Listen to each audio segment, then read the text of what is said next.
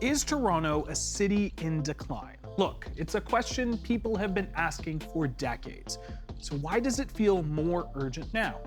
Maybe because of things like traffic congestion, suburban sprawl, transit, crumbling infrastructure, and of course, there's a housing crisis.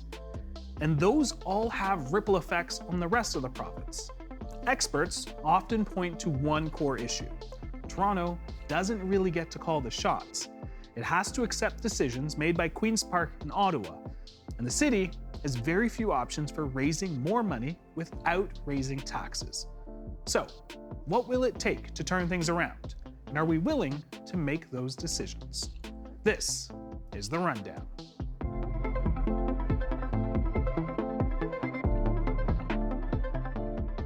Toronto is facing a long list of challenges, and those challenges go back, way back. But experts say it's not too late to change course and revitalize the city.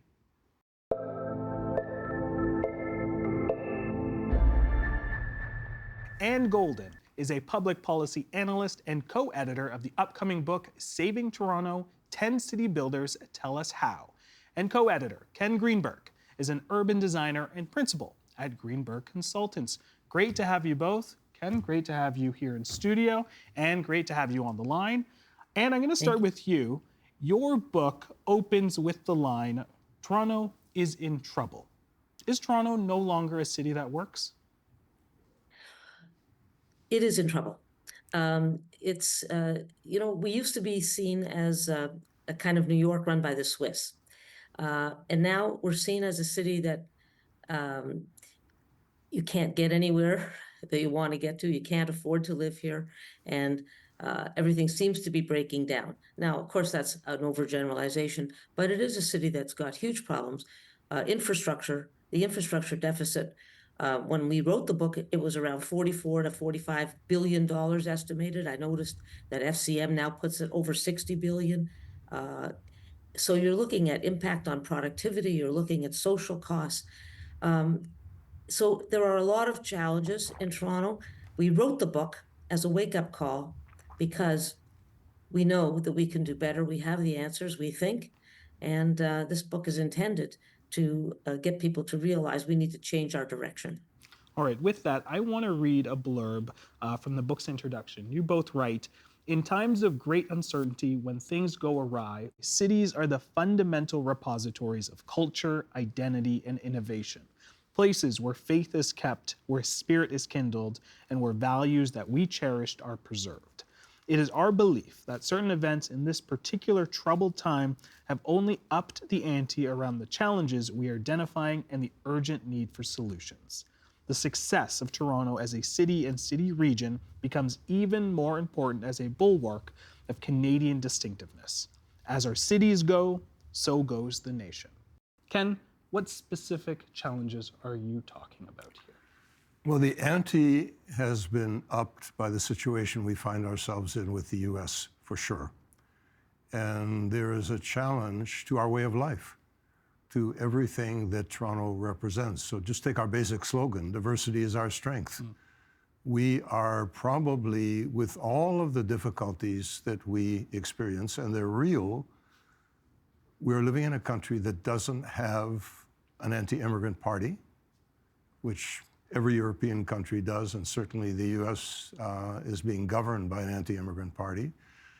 We are living in a system where we have universal health care, where we are trying to provide education, public education for the whole population. We're absorbing people at an astonishing rate, perhaps even too much, and now we're trying to pull back on that a little bit. But we have a challenge. We are the resistance, in a sense, to what's happening in many other parts of the world, particularly south of the border. And given the problems that Anne has cited, and we both believe that we came to after 10 years, we had done the course originally 10 years ago, we thought this would really be an opportune time to do a basic check to see where we are and what we can do and how we respond to the challenge. And how can we draw on our human capital, on the resources that we have, on our talent, on our ingenuity. So the book paints a dire picture of where we are, and at the same time is meant to inspire. Okay. You talk about human capital, so I have to ask this because our viewers are not just here in the city of Toronto. We have viewers in every corner of this province. And I have to ask, why should people outside of Toronto be concerned about the city's struggles? You got a twofold answer to that, Jeyan. First, Toronto is very important to the province. Economically, we're close to half of our GDP in Ontario, and we're 20% of the country's gross domestic product. So it matters to this country that Toronto thrive, but also the issues that we're describing, reliance on urban sprawl as a way to manage growth, neglecting our infrastructure to the point that we actually right now, the way we're financed and the way we're governed, have no capacity to actually close that gap. The challenges in all of the services, we can't provide the services because partly how we're structured, partly how we're governed, partly because of the physical architecture. It applies to all cities in Canada, more so to the larger cities in some ways, but not, I spend a lot of my time up in Barrie, and I've spoken there too. They have the same challenges, and they're related to governance, finance, and above all, in my view, land use and transportation planning and the failure to integrate the two. And I want to stick with you. I want to get a better sense of how we got here. As you mentioned, you paint a sort of a dire picture here with the rest of the contributors. Did it start with the megacity? How far do we need to go back before we start kind of finding the kind of, points of pain? It's a good question. And the megacity, for sure, was a major problem. That was done shortly after I had the opportunity to do the report on the future governance of Toronto, and it went in the exact opposite direction. So it's not the only reason. For sure, I'll start with this point that Toronto is the fastest growing city in North America and has been for a few years, certainly the last 2 years. Not counting, actually the fastest growing city in North America. How do we manage growth? We manage growth by sprawl, not by building within existing urban borders, even though there's room both for employment growth and for people to live. So by doing that, we're creating a system that cities that we can't support. The problem with megacity was that it was both too big and too small. It was too big to be accountable to the people who live there, and at the same time, it's too small to do the regional planning for the environment, for land use and transportation planning, and for, I would say, services in particular, like policing. So it's the wrong size, and so what you have is a province now stepping in and micromanaging. And that is the main problem right now. Most of the issues that we're dealing with today stem from A, the governance, B, the finance that we're cap in hand always to the levels of government with no growth source of revenue of our own. And thirdly, that we have now eliminated, the current government has eliminated all of the smart planning policies of the McGuinty government, which in fact was moving us in the right direction and was much praised for that. But now all of that is gone. And so we've got a lot of work to do. But as Ken says, we have the energy, talent, and ideas to do it if there was the willingness. And that's our hope, that this will contribute to the change in the climate of opinion, both for the public and for politicians. Let's pick up on the idea of micromanaging. I hope I don't get the phrase wrong here, but it's the feds who have the money, the provinces that have the power, and the cities that have the problems. Help us understand, Ken, why do Canadian cities need more autonomy? There's a concept called subsidiarity, and it means you take decision-making down to the lowest competent level. And of course, we live in a system where we have multiple layers. We have municipal, we have provincial, we have federal. They all have different roles. And I think what's been happening now is our provincial government with Premier Ford really would like to make itself the mayor of Toronto and the mayor of every city in the province and reach down and make decisions that local communities should be able to make. So cutting the council in half in the middle of an election, for example, was an extreme example. But what's going on now is really dangerous. The Supreme Court is actually hearing a case about Ontario Place. And the gist of the case is, can the provincial government exempt itself from all of its own laws?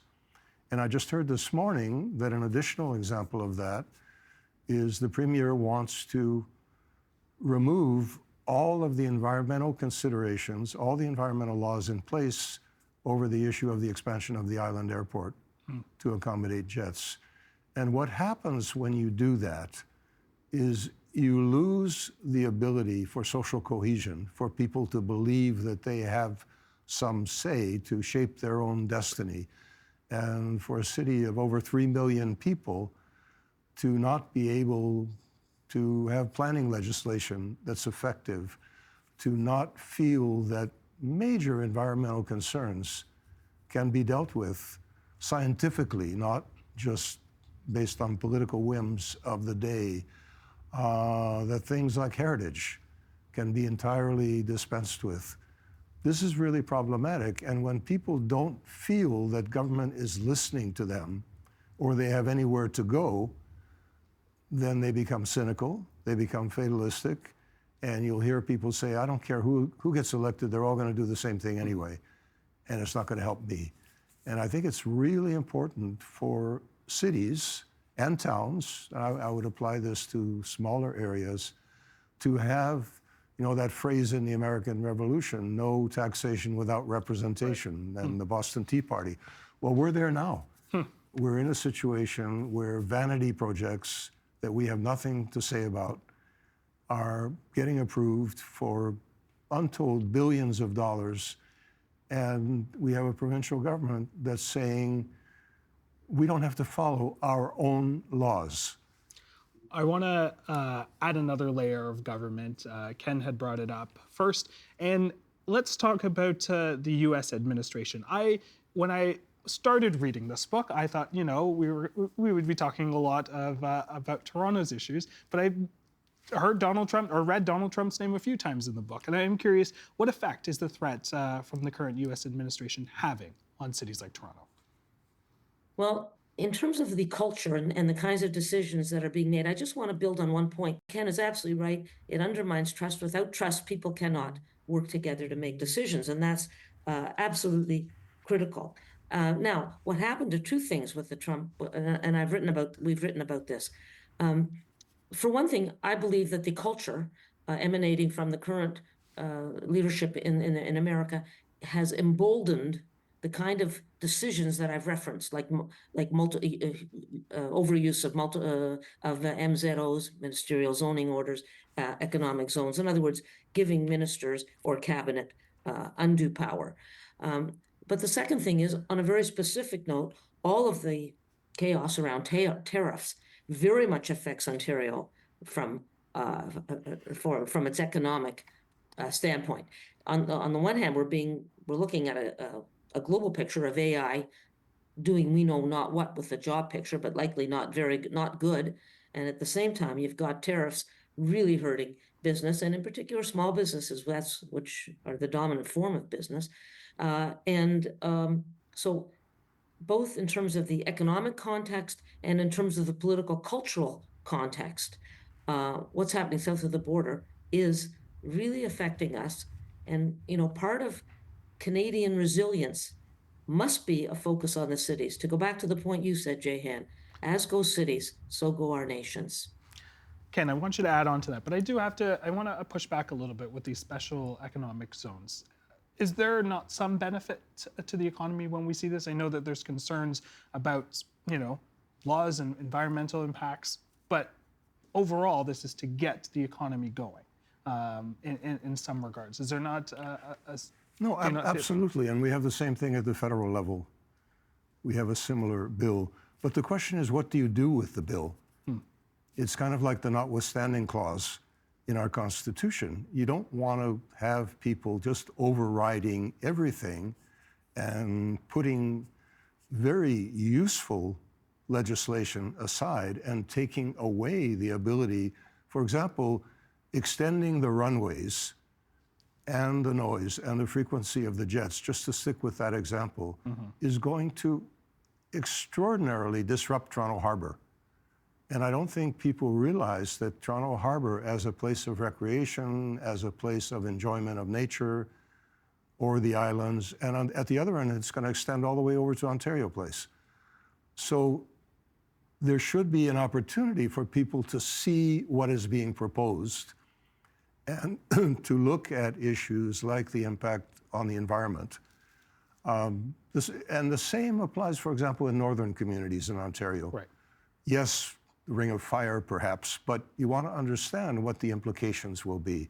So these things, the pendulum can swing way too far. But I want to add to Anne's point, when we started writing this book, Trump 2.0 hadn't happened. Right. And we were merrily going along looking at Toronto through a somewhat secure lens, in the sense that, you know, we had sovereignty over our city, and then all of a sudden it wasn't just Canada that was being threatened, it was Toronto. It was a city that was being threatened in so many ways. And one of the origins of our problem, and I find we have to keep relating this to geopolitics, is that we were so reliant on the US as a reliable partner in all kinds of areas. So for example, all kinds of companies in Toronto were not making the innovations. They were not seeking relationships around the world, which we're doing now. They were not promoting local talent, and whether it was in the arts or culture or in business. And now we are being forced, like it or not, and I think it's actually a good thing. I think the curtain has been pulled aside. We know what the reality is, and this can incentivize us to look to ourselves in a much more profound way. So that theme kind of crept into the book, and once in there, you couldn't not see it. All right, I want to change gears a little bit. I want to talk about, you bring up the curtains. You write in your chapter this lovely scene at Regent Park, a film festival. And I want to talk a little bit about some of the wins that the City of Toronto has gotten so far. So Ken, I'm going to stick with you. What recent projects in Toronto give you hope towards a positive change in the city? So I'm going to take one project where every one of the 8 themes, and by the way, we chose the smartest people we could find who knew far more than we did about all these subjects. That was the whole premise of the book. Every one of the 8 themes works together. And that's Oakwood-Minising and Bidasige Park in the Portlands. So governance. You have the 3 levels of government collaborating for over 20 years with changes of administration at every level. Funding. This project was well funded from the start and has come in on time and on budget and has continued to get additional funding. Environment. It's making a huge contribution to flood mitigation and to creating a green area in the heart of the city. Housing, mixed income housing, mobility, social cohesion. It touches all the bases.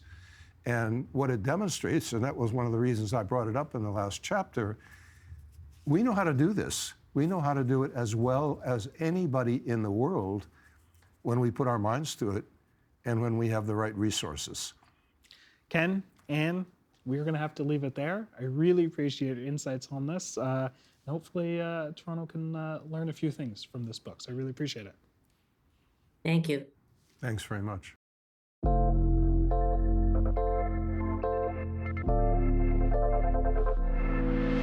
A lot of people feel priced out of Toronto and other big cities. So, can we redesign cities to make life more affordable?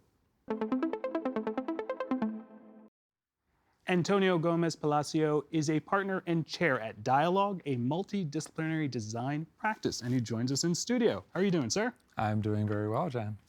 It's great to have you. Now, I want to talk about affordability and how it should be addressed. You believe it should be done holistically. Help break that down for us. Why do you think that is? Sure.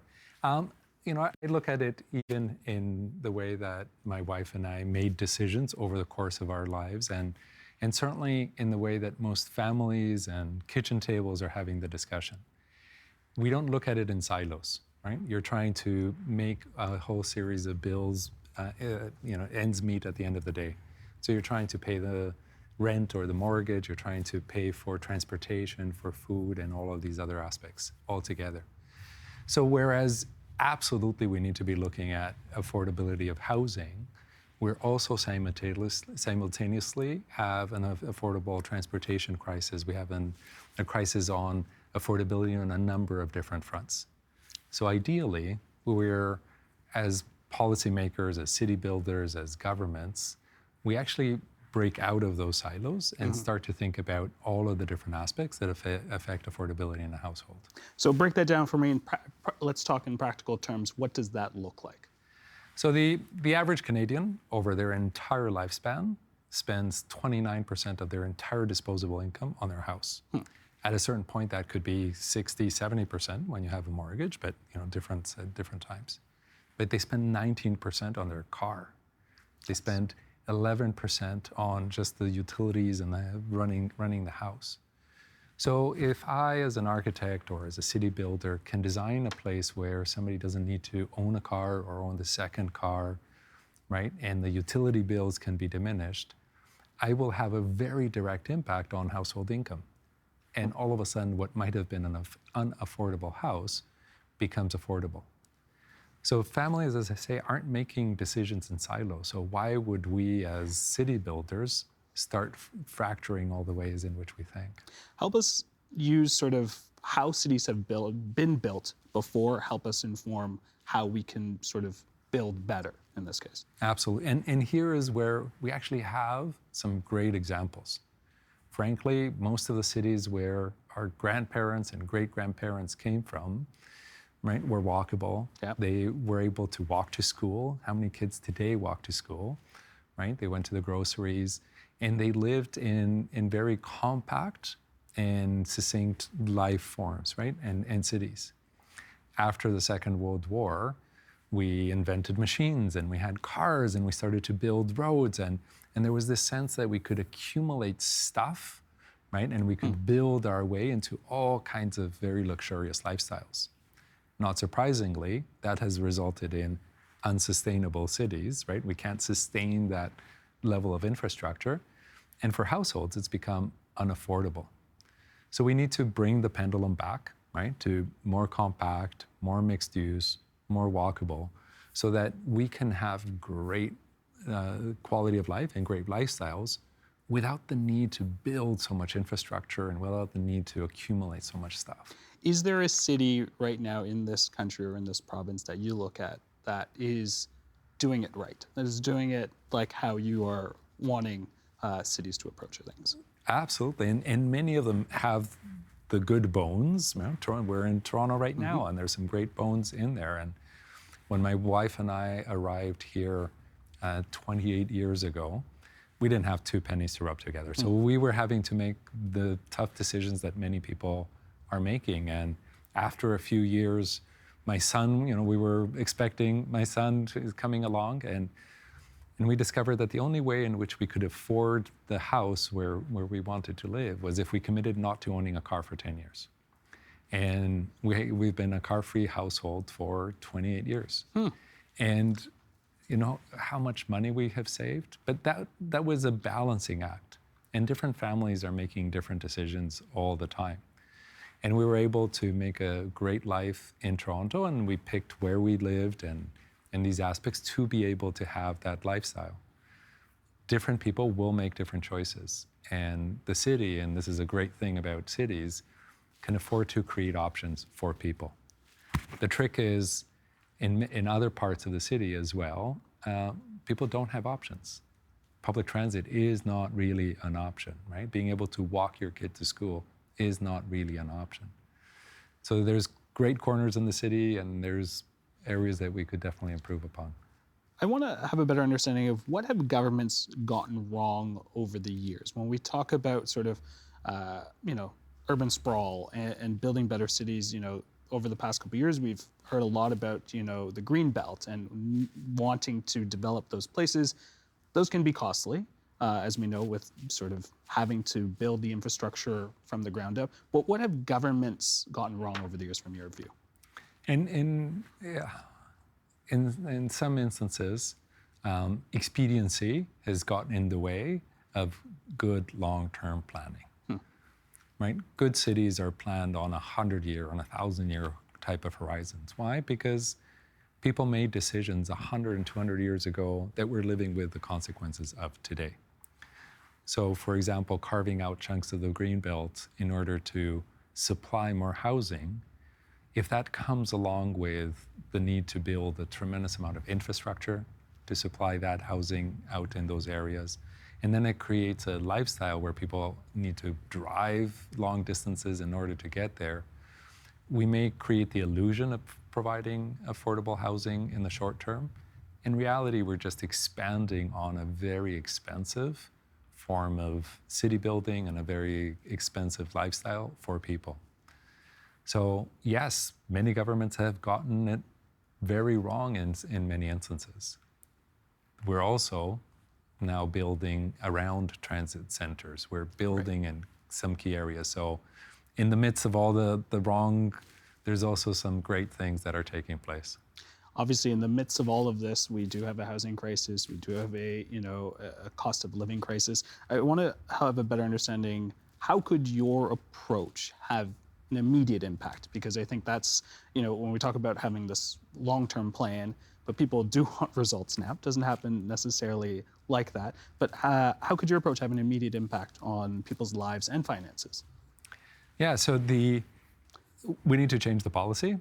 We need to change the way in which we think about cities. We need to be thinking about it in a comprehensive way.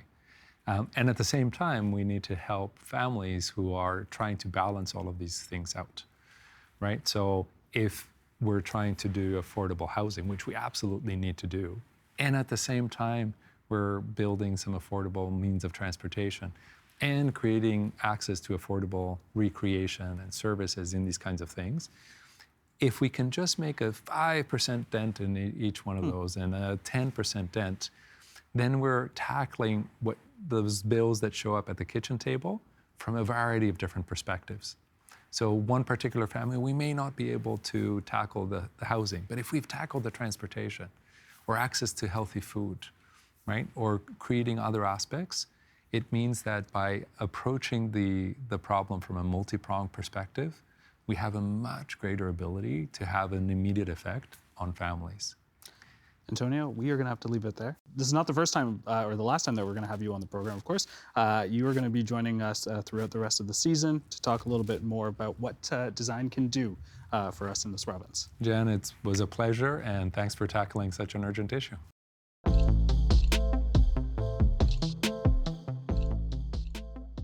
I'm Jeyan. Thanks for watching The Rundown. What do you like or not like about what we're doing so far? Send us your feedback at tvo.org/rundownfeedback, or you can always leave us a comment on YouTube. Until then, I'll see you tomorrow.